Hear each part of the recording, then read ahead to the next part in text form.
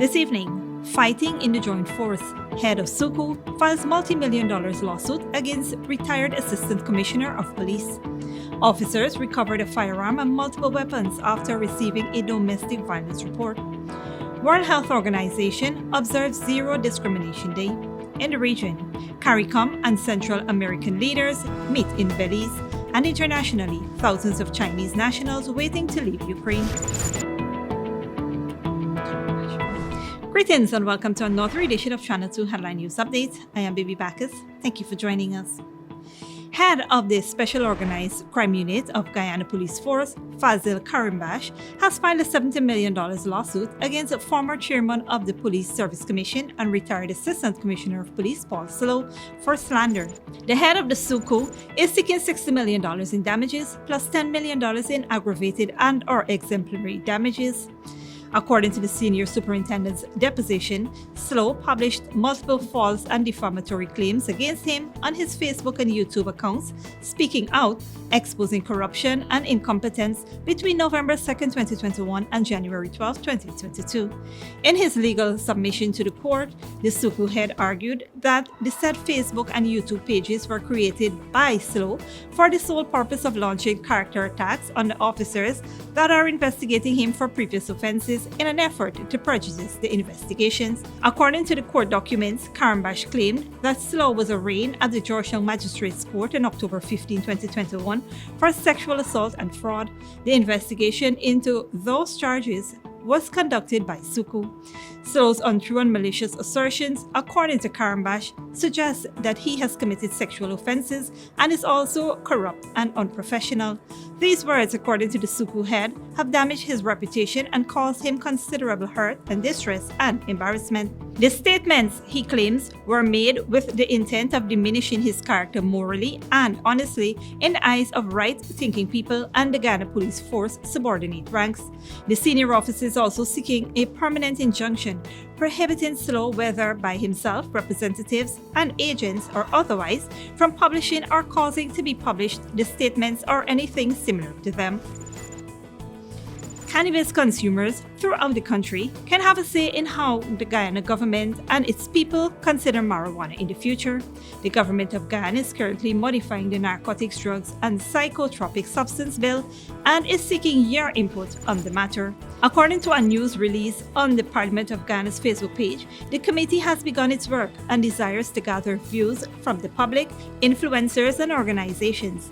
Under current laws, anyone in possession of 16 grams or more of cannabis can be arrested for trafficking, which can result in a 3 to 5 years prison sentence and a $30,000 fine. The amended bill would increase the amount of cannabis required to result in an automatic trafficking conviction from 15 grams to more than 30 grams. Also, the amendment will make the possession of 15 grams or less an offense of simple possession with an alternative sentence of required counseling or community service. The general public is invited to provide feedback on the Narcotics, Drugs, and Psychotropic Substance Bill 2020, Bill number 2 of 2021. If you are interested, you can submit written comments on the bill no later than March 12, 2022 to the information on the screen. Second round after the break, World Health Organization observes Zero Discrimination Day, and officers recovered a firearm and multiple weapons after receiving a domestic violence report.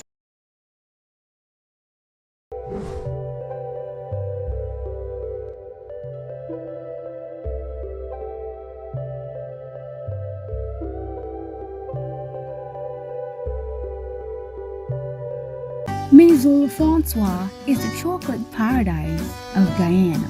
From the moment you enter our store, you are welcomed by the sweet aroma of Belgian chocolate, pastries, and other artisanal treats handmade by our European-trained chef.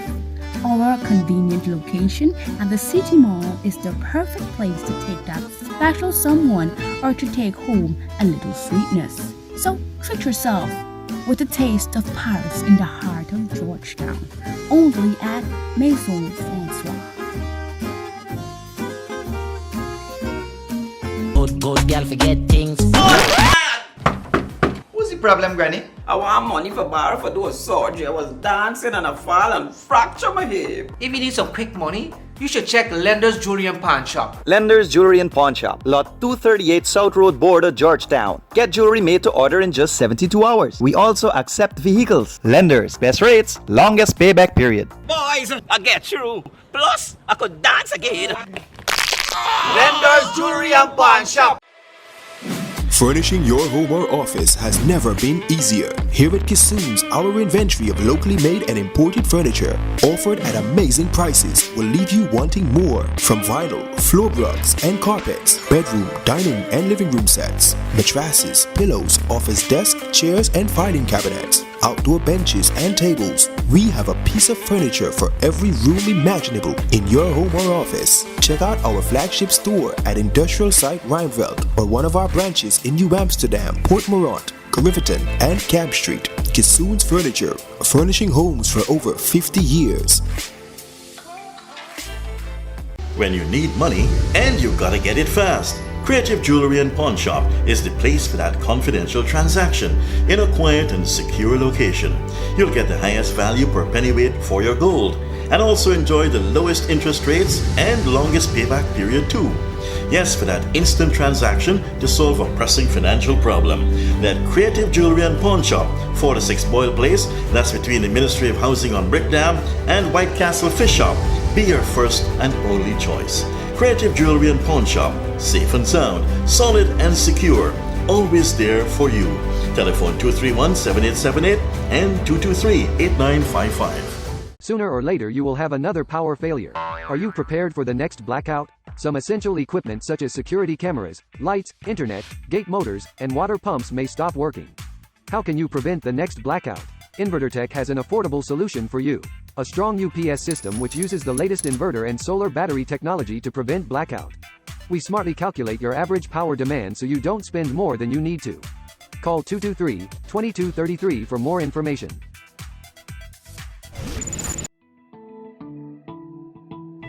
Welcome back. As the World Health Organization observes Zero Discrimination Day on Tuesday, March 3rd, Minister of Health, Dr. Frank Anthony, assured that there are no barriers to persons accessing COVID-19 vaccines or treatment in Guyana. Observed under the theme, Let's Combat Stigma to ensure the world becomes fairer and more equitable, the focus this year is on active vaccine equity to end the pandemic. We don't have an issue with vaccine inequality here in Guyana. As soon as we got vaccines, we were able to get the vaccines out to people. What we have is vaccine hesitancy, where a lot of people were not coming forward to take the vaccine. While the vaccine program is still in place, Dr. Anthony says there are still pockets of hesitancy across the country. He further stated that health officials would go to areas where there is a lot of apprehension and offer specialized interventions to get more individuals to take the vaccines. Regions 2, 8, and 10 statistically have a lower number of vaccines uptake. Regarding treatment, Dr. Anthony said it is very accessible to persons who tested positive for the COVID-19 disease. We have done a couple of studies identifying what are the factors that might be leading to hesitancy. We are now designing some programs and training people to address some of those concerns. Right now we have a workshop that is ongoing, and we'll be going to those regions where we have seen a lot of hesitancy. So in regions 10, regions 8, regions 2, we're planning to do some specialized interventions, and hopefully we'll get some more people taking the vaccines. Regions 2, 8, and 10 statistically have a lower number of vaccines uptake. Regarding treatment, Dr. Anthony said it is very accessible to persons who tested positive for the COVID-19 disease. I don't think so. I think people have, if they're positive, they would come and get treatment if it's needed. So we have seen a lot of people who require treatment came and got their treatment. So I think that's, I don't believe that it's causing stigma. And so far we have been able to work with all those patients and make sure that they get the right medication, right treatment, and get them back on their feet as quickly as possible. Amid responding to a domestic violence complaint, the ranks of the Guyana Police Force may have prevented a major calamity. Dale Jarvis has more. Police in Regional Division 4C responded to a domestic violence report made by a 46-year-old woman of Buxton, East Coast Demerara, and has arrested a 39-year-old male in the wee hours of this morning. Reports are that shortly after midnight, the police responded to a report. At the time the man was apprehended, he was carrying a cutlass and a small axe in his hands. The police further conducted a search on him and unearthed a revolver in the waist of his pants. He had earlier violently threatened the complainant and attempted to enter her premises by breaking windows and had received injuries in the process. He was promptly arrested and taken to the Georgetown Public Hospital Corporation, where he is under guard and being treated for a fractured skull. Investigations are in progress. Reporting for Headline News Update, Dale Jarvis. Thanks, Dale. Don't go away after the break. US-Mexico border, Biden's immigration policy slammed, and poverty, unemployment, and sanctions fuel Iran's brain drain. But before that, here's the bridge retraction schedule.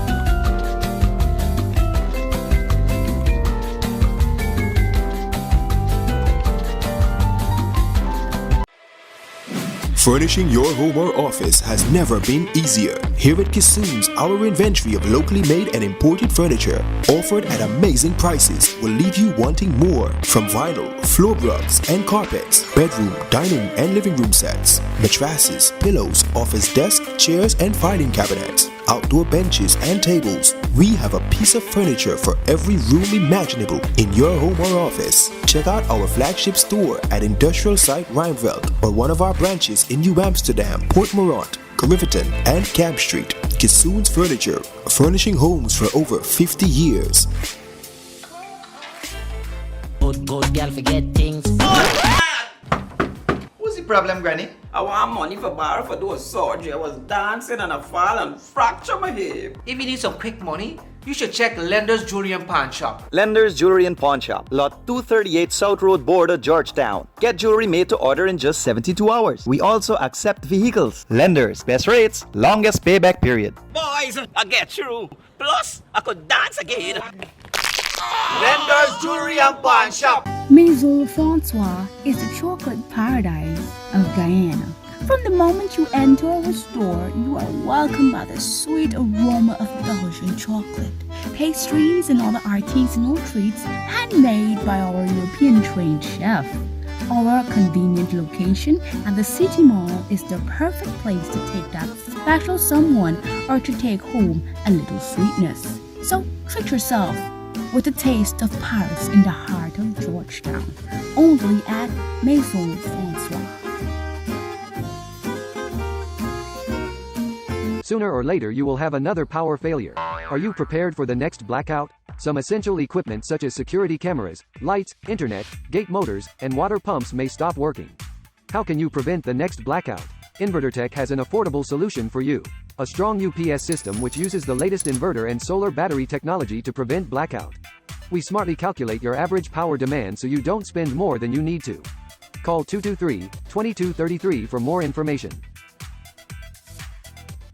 When you need money and you gotta get it fast, Creative Jewelry and Pawn Shop is the place for that confidential transaction in a quiet and secure location. You'll get the highest value per pennyweight for your gold and also enjoy the lowest interest rates and longest payback period too. Yes, for that instant transaction to solve a pressing financial problem. That Creative Jewelry and Pawn Shop, 46 Boyle Place, that's between the Ministry of Housing on Brick Dam and White Castle Fish Shop. Be your first and only choice. Creative Jewelry and Pawn Shop, safe and sound, solid and secure, always there for you. Telephone 231-7878 and 223-8955. Welcome back. Now we take a look at news in the region and around the world. Around the Caribbean, heads of state and government of Caribbean Community and the Central American Integration System will seek to strengthen relations in the face of multidimensional challenges when they meet for the 4th Caricom SOCU Summit on San Pedro Ambergris Cape, Belize, on March 3, 2022. The summit is expected to adopt the San Pedro Declaration, which includes commitments to strengthen foreign policy consultation, actively collaborate on socio-economic development issues such as tourism, trade and investment, and strengthen cooperation in climate change and public health, among other things. The heads are also set to sign a revised Caricom SOCU Plan of Action, which was approved by the two regions' foreign ministers last month. The United Nations Secretary General Antonio Guterres is expected to attend the summit as a special guest and engage the heads on a variety of issues, including the COVID-19 pandemic response and recovery, climate change, funding for development, and the situation in Haiti. U.S. President Joe Biden has mostly avoided speaking about immigration and the southern United States border over the past year. Critics argue that Biden has done little to change the harsh tactics of his predecessor, Donald Trump. Al Jazeera's Heidi Zugastro reports. Before sunrise is when most migrants cross from Mexico to the United States, here in the Rio Grande Valley of Texas. They hope the darkness gives cover as they move north. But these children from Central America are cold and alone. They've turned themselves in to a U.S. Border Patrol agent.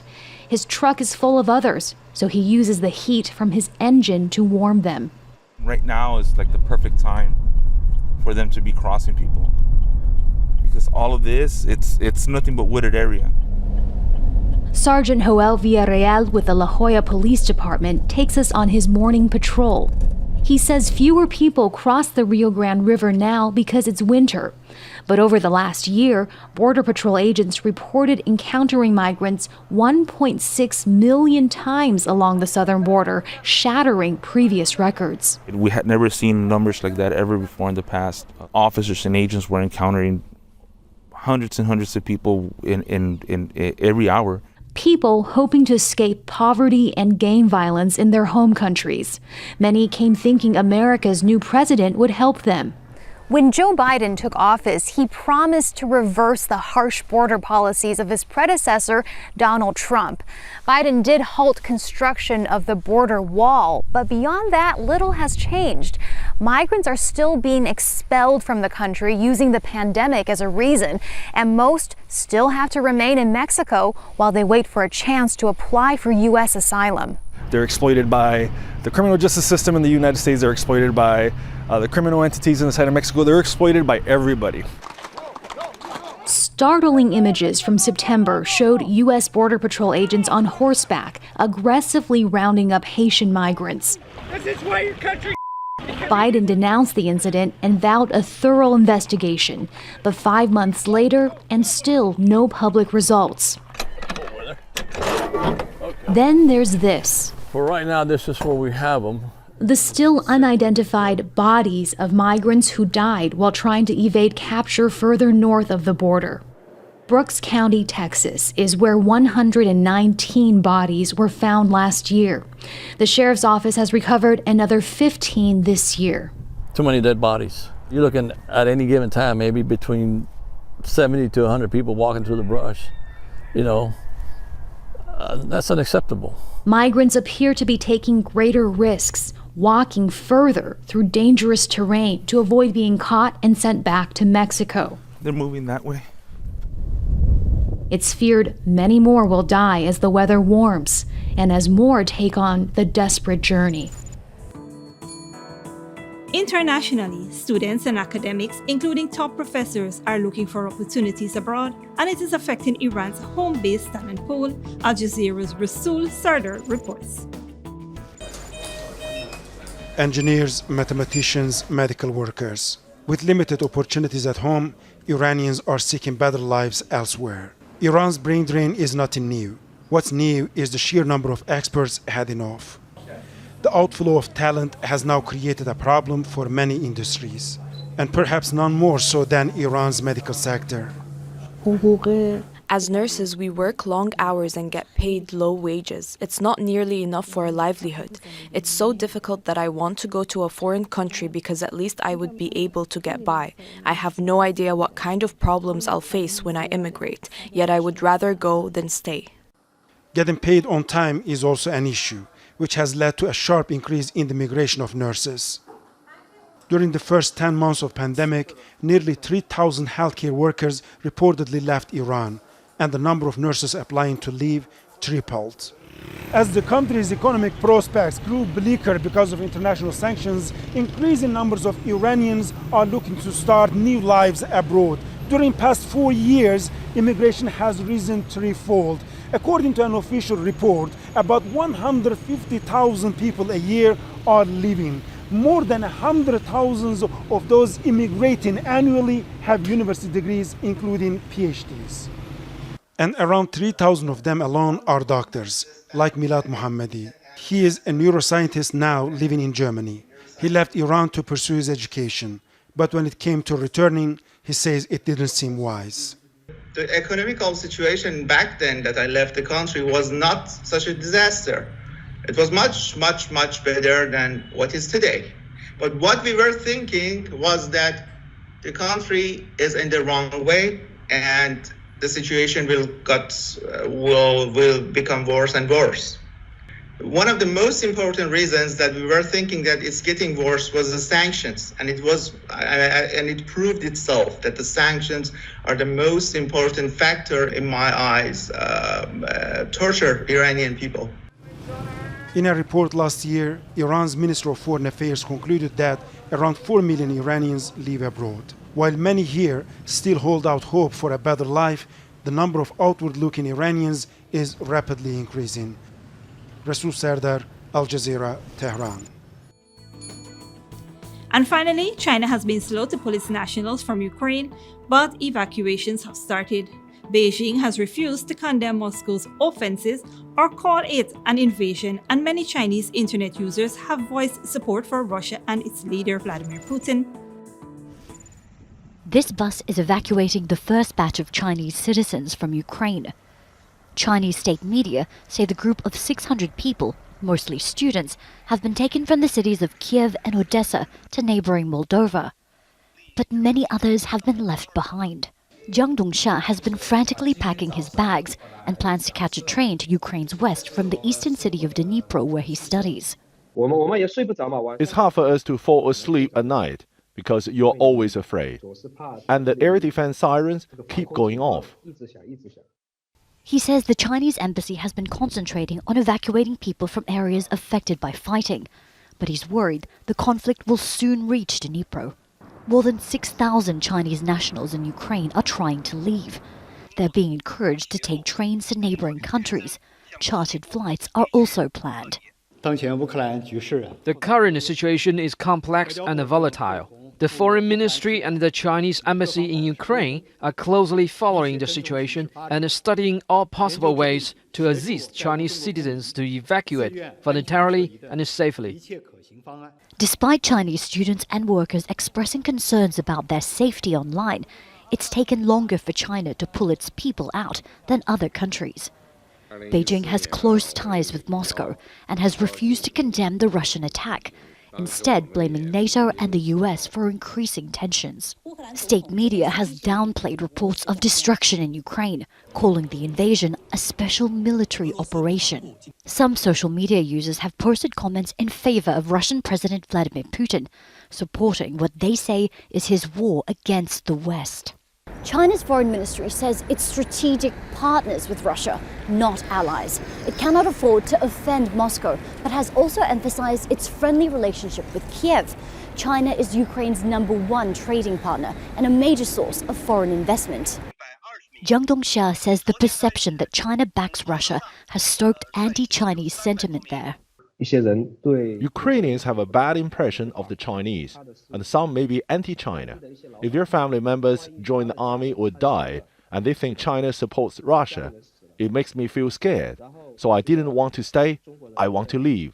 Last week, Chinese citizens were advised to display their national flag when traveling as a safety precaution. But Chinese officials reversed that instruction a day later, saying they should be careful when revealing their nationality. Katrina Yu, Al Jazeera, Beijing. That is it for today's regional and international news. Here now is your 3-day weather forecast.